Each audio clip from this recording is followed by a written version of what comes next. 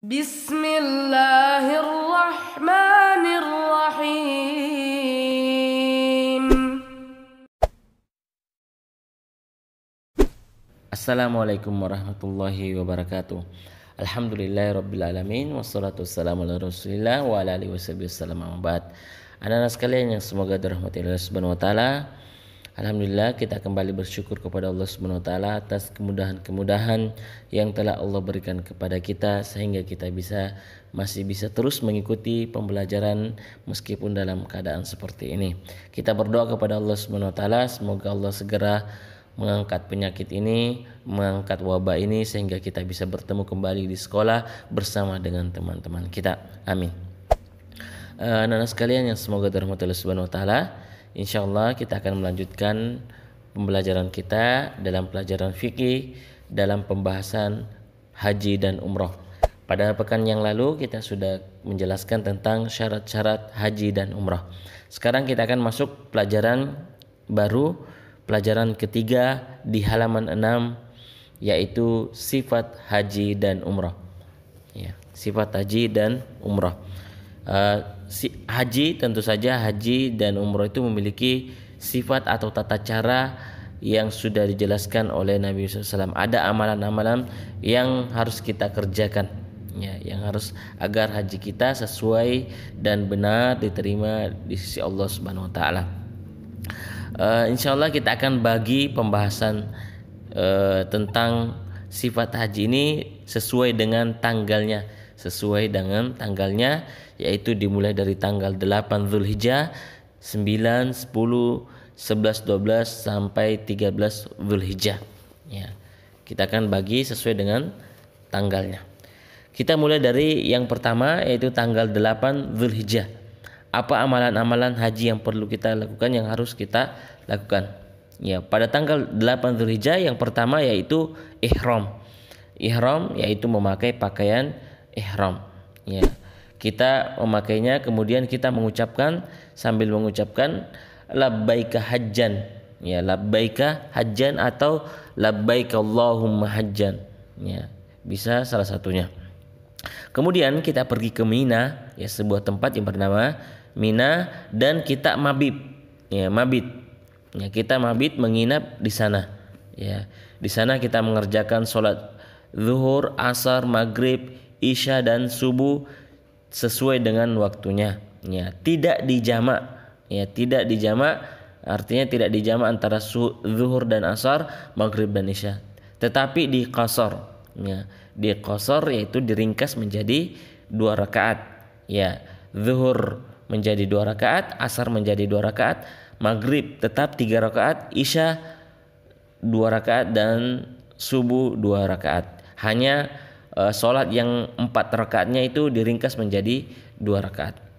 Kemudian hari ke-9, ya, itu tadi tanggal 8 Zulhijjah. Sekarang tanggal 9 Zulhijjah.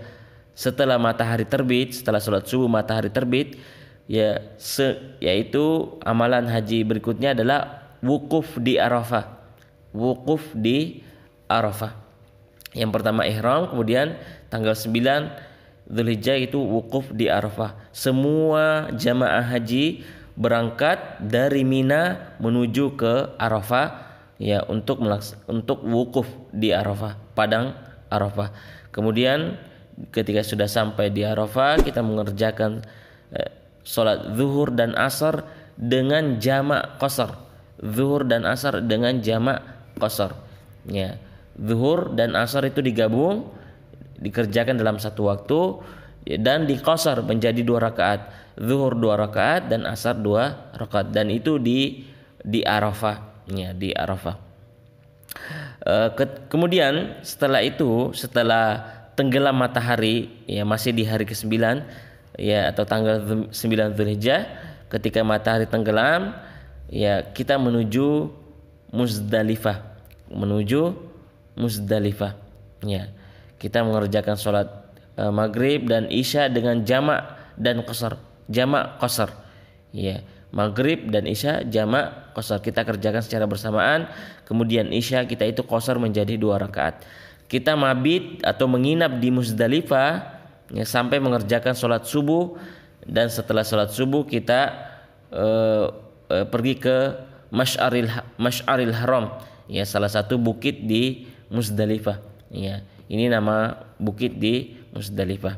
Itu di hari ke-9, ya, 9 Dzulhijjah. Kemudian ya pada tanggal 10 Dzulhijjah atau hari raya Idul Adha kita meninggalkan Muzdalifah, ya. Kita meninggalkan Muzdalifah sebelum matahari terbit. Sebelum matahari terbit kita menuju kembali ke Mina, ya, menuju kembali ke Mina untuk melempar jumrah, ya, melempar jumrah kubra, ya, sebanyak 7 kali lemparan, ya. Setiap kali melempar itu membaca takbir, ya, melempar jumrah kubra, ya, melempar jumrah, ya, itu di hari ke-10 atau tanggal 10 Dzulhijjah, ya, pada hari raya Idul Adha. Dan setelah itu ya kita menyembelih hewan kurban, ya, di Mina atau di Makkah pada hari raya Idul Adha itu sampai 3 hari berikutnya. Ya, jika tidak mampu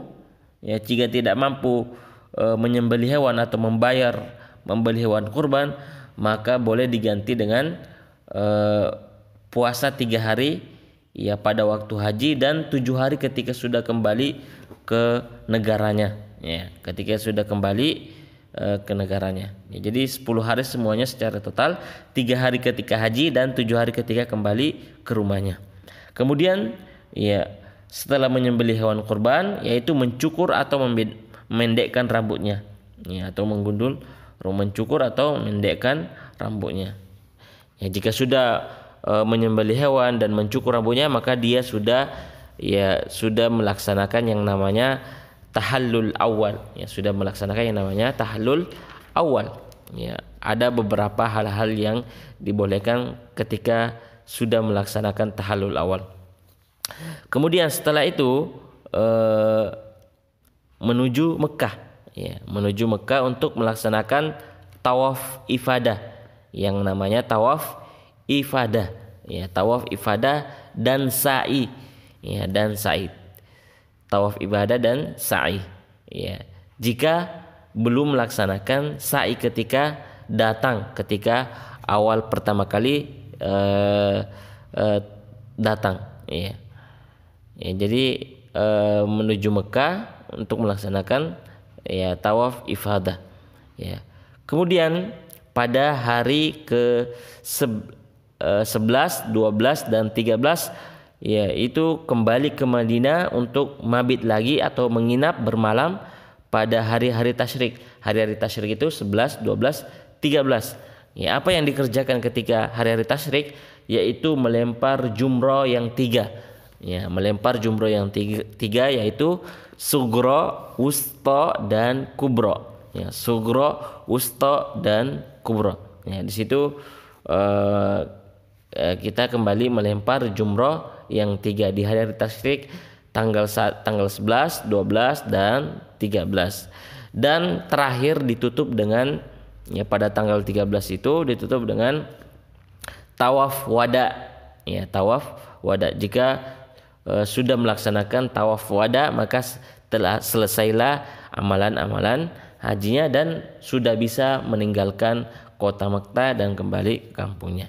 Itulah beberapa amalan-amalan ibadah haji secara ringkas, ya. Yang pertama ihram, kemudian yang kedua wukuf di Arafah, kemudian yang ketiga ya menuju Muzdalifah atau menginap di Muzdalifah, dan yang keempat yaitu melempar jumrah, kemudian yang kelima menyembelih hewan kurban, kemudian yang keenam mencukur dan memendekkan rambut, kemudian ketujuh tawaf ifadah, dan kedelapan yaitu kembali ke Madinah, kembali ke Mina, dan mabit, ya, bermalam, dan melempar jumrah yang 3 yaitu sugro, wusta dan kubro. Kemudian yang terakhir yaitu tawaf wada, ya, tawaf wada.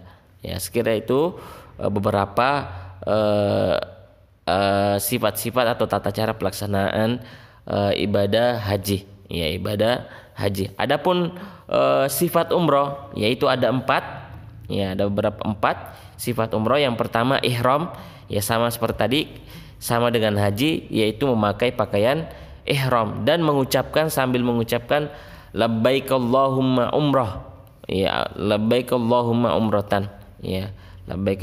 Kemudian setelah itu tawaf. Ya, tawaf itu artinya ya mengelilingi Ka'bah sebanyak 7 kali putaran. Ya, dimulai dari Hajar Aswad dan diakhiri pada Hajar Aswad. Ya, setelah selesai maka kita disunahkan untuk sholat 2 rakaat di belakang makam Ibrahim. Ya, itu yang untuk sifat umroh. Ihram, kemudian tawaf, kemudian setelah itu sa'i. Ya, sa'i itu lari-lari kecil di antara Bukit Safa dan Marwah. Ya, sa'i yaitu lari-lari kecil antara Bukit Safa dan Marwah. Ya. Kemudian setelah itu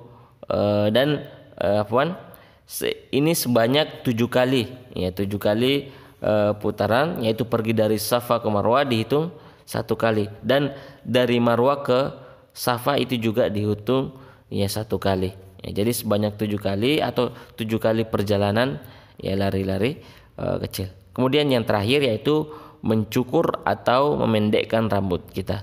Yaitu beberapa sifat-sifat ketika kita melaksanakan umroh. Ihram, memakai pakaian ihram sambil mengucapkan labbaik Allahumma umratan, labbaik umratan. Ya, atau kemudian yang kedua ya tawaf, ya melaksanakan tawaf yaitu mengelilingi Ka'bah sebanyak 7 kali putaran dimulai dari Hajar Aswad kemudian di akhir Hajar Aswad. Kemudian yang ketiga yaitu sa'i, lari-lari kecil naik Bukit Safa dan Marwah sebanyak 7 kali juga. Dan yang keempat mencukur atau memendekkan rambut.